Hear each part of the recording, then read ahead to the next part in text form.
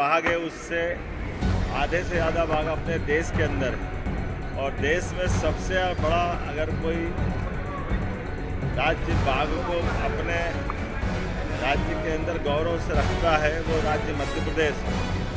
और हमारे लिए सौभाग्य की बात है कि अभी हमारी सरकार बनने के बाद 2 tiger reserve doctor Vishnu सिद्धर Wakankar Ratapani और माधव नेशनल पार्क, ये दोनों टाइगर अभयारण्य हमारे द्वारा बनाए गए।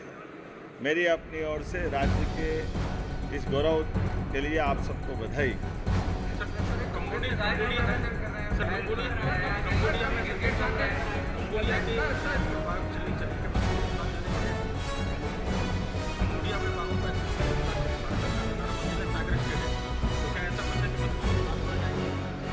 हमने तो हमारे बाघों को संरक्षित करके गौरव हासिल किया है।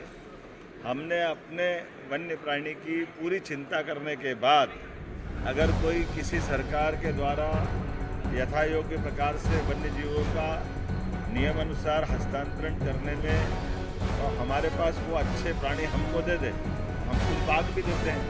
लेकिन हमारे सभी प्रकार के जू, हमारे सभी प्रकार के वन्य प्राणी विहार, इन सब के अंदर हमने आगे प्लान बनाया है कि हमारे अपने टाइगर रिजर्व के पास में बफर जोन में भी टाइगर सफारी भी प्रारंभ करेंगे।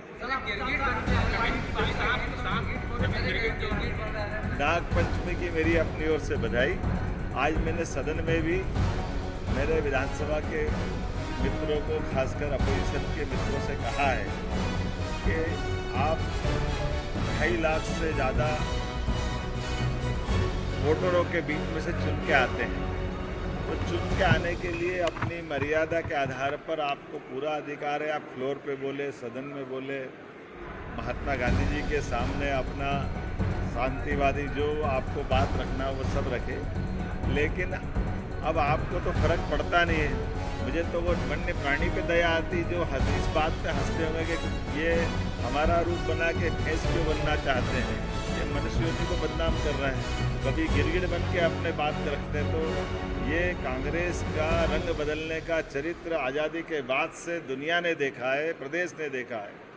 कांग्रेस हमेशा दोरंगे चरित्र से जीती, तो अपने चरित्र को क्यों बता रही सामने। हम सब जानते हैं कि उनके ज़माने में भैंस के आगे बीन बजाने जैसा ही समय चलता था, जब राज्य के अंदर विकास के सारे दरवाजे बंद थे, बिजली, पानी, सड़क, सबकी दुरावस्था थी।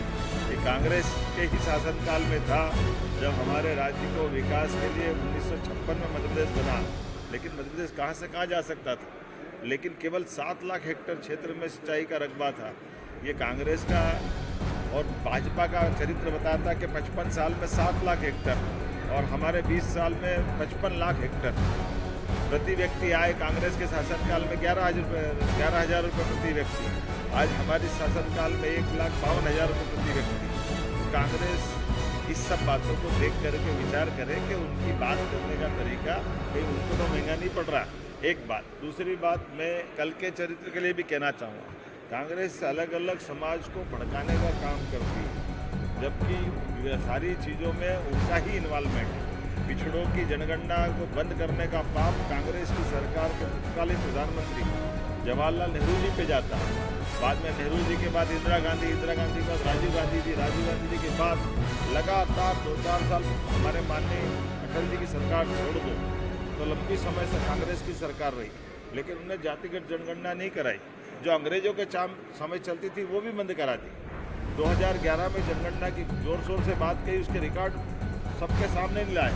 ये तो आज का समय यशस्वी प्रधानमंत्री का, जिनने जातिगत जनगणना के मामले में खुलेआम कहा कि हम जातिगत जनगणना कराएंगे और उसका समय सीमा में देश के सामने पूरी बात ले आए। हमारे अपने राज्य के अंदर भी 27% आरक्षण के मसले में भी कांग्रेस कोई चरित्र रखा।